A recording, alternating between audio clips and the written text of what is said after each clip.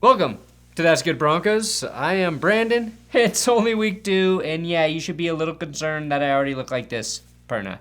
This is your Broncos versus Jaguars prediction episode. Last week, I pretty much nailed the Broncos Giants predictions. The Broncos get their first September victory for Vic Fangio, escaping with a 26-16 win over the Giants. Like, I was a little too accurate, which probably means I will screw this one up royally. Now, if you're new here, Jags fans, I will evaluate all of the big matchups, coach versus coach, QB versus QB, offense versus defense, and award a point or a fraction of a point to the group or player who has the advantage. Then I tally those points, and the team with the most points gets the win prediction. I've done this for like 5 years now, and I have never been wrong. So let's do it. Broncos versus Jags. That's good, Broncos!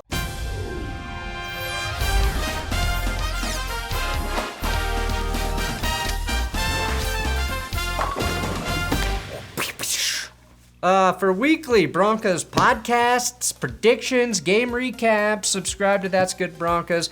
Today's episode is sponsored by DraftKings Sportsbook, America's top-rated sportsbook app. Now, week 1 may be over, but the season's just getting started at DraftKings, an official sports betting partner of the NFL now. And to kick off week 2, DraftKings is giving all new customers a can't-miss offer.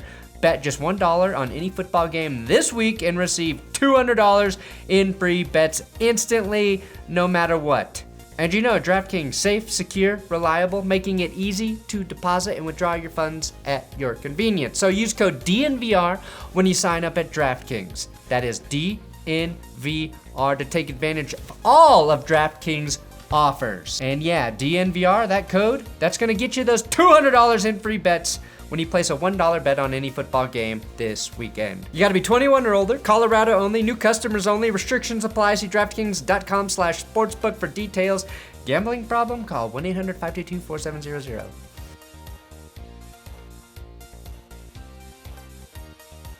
Okay, we will start our predictions with the coach versus coach analysis. At this point, this might be the biggest coach-on-coach mismatch the Broncos get all year. Vic Fangio is riding high after the offense converted 3 fourth downs in New York. Meanwhile, Urban Meyer isn't talking to the Denver media. Coward. He's getting mentioned over and over again regarding the USC head coaching vacancy, and rumors are trickling out already that his players don't like him. It's a tough spot to be in before you've even played a game in front of your home crowd in Jacksonville. Now, there's no question that Vic is looking like a genius next to coaches like Joe Judge, who challenged a scoring play, and Urban Meyer, whose PR operation is taking a page out of the North Korea playbook. Here's a hint, Urban.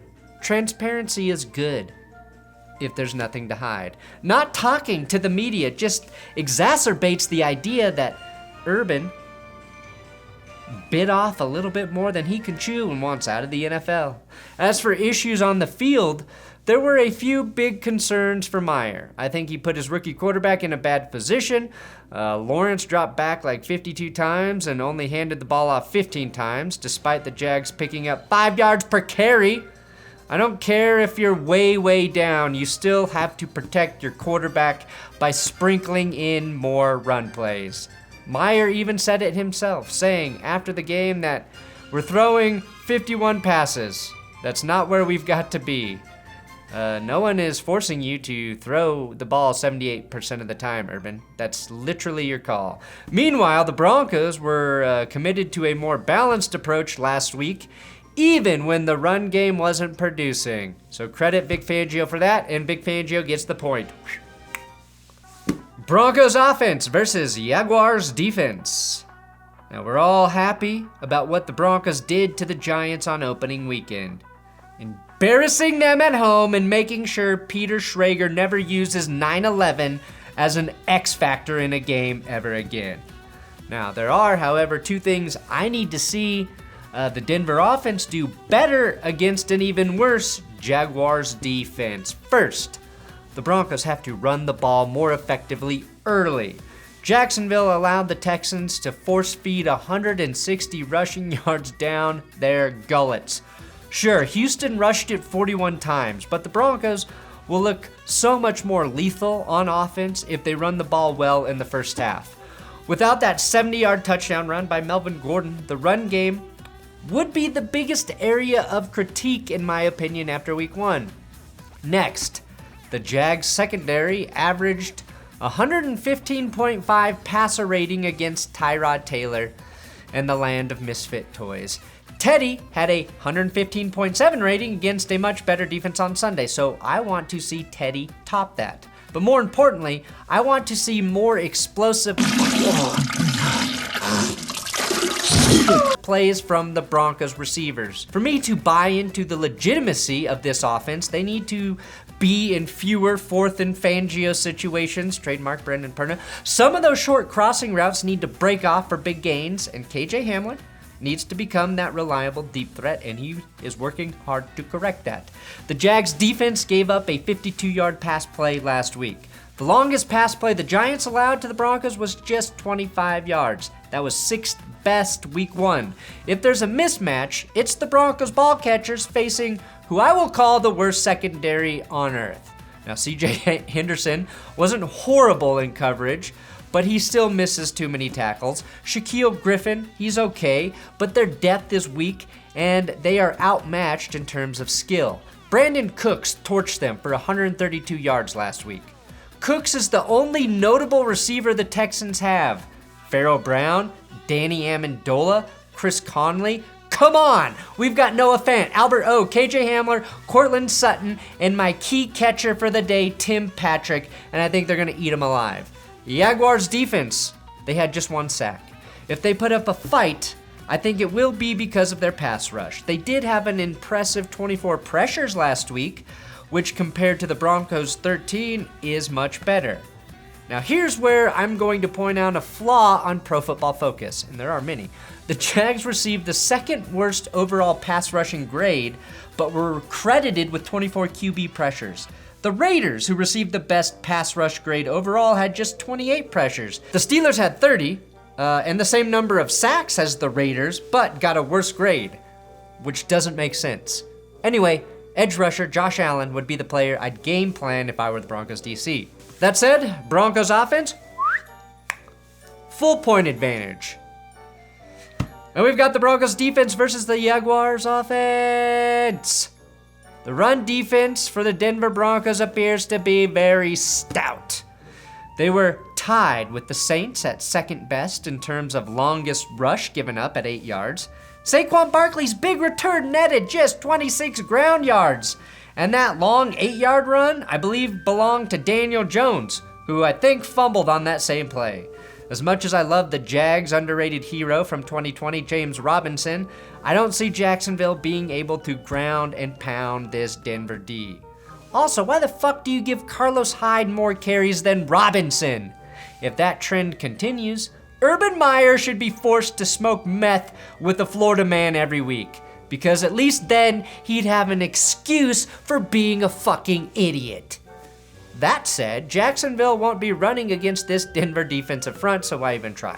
Von Miller, known edge rusher, is just the most damn complete edge player. He forces so many runs back inside where they get gobbled up by Mike Purcell, Shelby Harris, Draymond Jones, and those linebackers to go along with them. I'm going to call Von Miller the Gobbler. The Jags need to pray for missed tackles to succeed in the run game. The Jags have the most underrated group of ball catchers in the NFL, though. Well, they're the group only made up of underrated guys. Marvin Jones, underrated. Laviska Shenault, underrated. DJ Chark, underrated. James O'Shaughnessy, well, he's just too Irish to scare me. Trevor Lawrence, once he figures out how to pass behind a bottom third offensive line, he will learn to utilize these very underrated targets.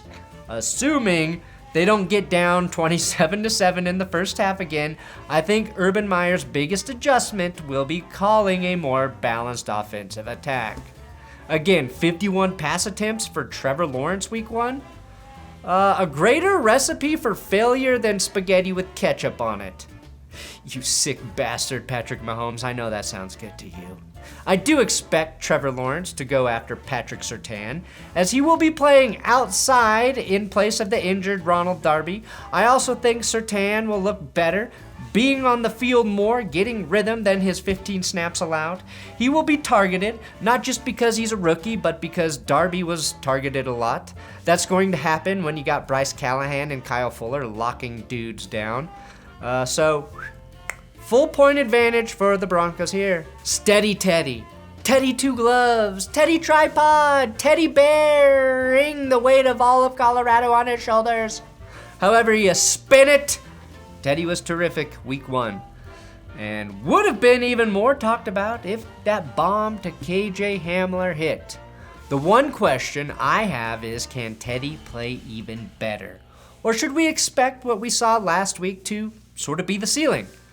2 touchdown passes and 300 plus yards, or 3 plus touchdown passes and 275 passing yards is what I'd like to see Bridgewater do to the Jags defense. I want to see if that ceiling can be higher in terms of production in the passing game. Now, maybe that's unrealistic on my part. As per Pro Football Reference, Teddy had the fewest bad throw attempts week 1. Well, he was tied for fewest. Conversely, Trevor Lawrence tied with Jared Goff for the most, with 12 bad throw attempts. Looks like both of those boys were beating Goff. Also, nobody called Trevor Lawrence king shit on Twitter, accompanied by an artistic rendition. Rendition! Now, Trevor Lawrence is going to do a couple of things, okay? He's going to make huge throws that move the offense. And he's going to also turn the ball over. Hidden by the fact that he threw 3 interceptions against the Texans is the fact that he also threw 3 tugs. Most of them in garbage time, but it does show that Lawrence is willing to take chances, which you might as well be on a team that's lost 16 straight friggin' games. So the Broncos can't let their guard down, especially if the Broncos take the lead early. Lawrence could throw for 250 plus yards against even this defense. But that's a good thing, more likely than not, because the Jags were actually efficient running the ball last week when they actually fucking ran it. And with the excess in passing yards will also come turnovers. Now, Lawrence, I think, will embarrass Patrick Surtain once, and then Surtain will pick off Trevor Lawrence once. Teddy Bridgewater still gets the advantage, just a half a point, but it should be a full point, because as good as I think Lawrence can be, I don't trust a quarterback who sometimes I accidentally think that I'm sexually attracted to. And now we're moving on to our X factors of the game. X factors, X factors, X factors. As always, it's tough for a team to travel 2 time zones east for an early game. The weather is also going to be a very strange 85 degrees with showers. I don't know why, but I feel like that favors the Jags because it promotes general chaos. Who the fuck likes hot rain? Hot rain sounds like a subgenre of pee fetish porn videos. Next X factor. Next X factor. Next X factor. Urban Meyer. Will he show up? Or will he be on a plane to California accepting the USC head coaching job? Broncos fans better hope that doesn't happen, because I think assistant head coach Charlie Strong gives the Jags a better chance to win than Meyer. And the final X factor. The last time these 2 teams played, the Broncos lost, thanks to one of the stupidest roughing the passer calls I've ever seen, allowing Gardner Minshew to drive down the field and set up the game-winning field goal. There is no more Minshew magic to worry about, but I do believe karma is owed to the Broncos for that game. So my final prediction, calculating, Broncos win this one 31-14. Why is that number important? Well, it would mark the first time the Broncos offense scored 31 points in the month of September since 2017, when Trevor Siemian led them to 42 against the Dallas Cowboys. Oh, thanks for watching your That's Good Broncos prediction episode. Please subscribe here on YouTube if you would like. Use code DNVR at DraftKings. And don't forget, all of these episodes are available on your podcasts to download and listen to.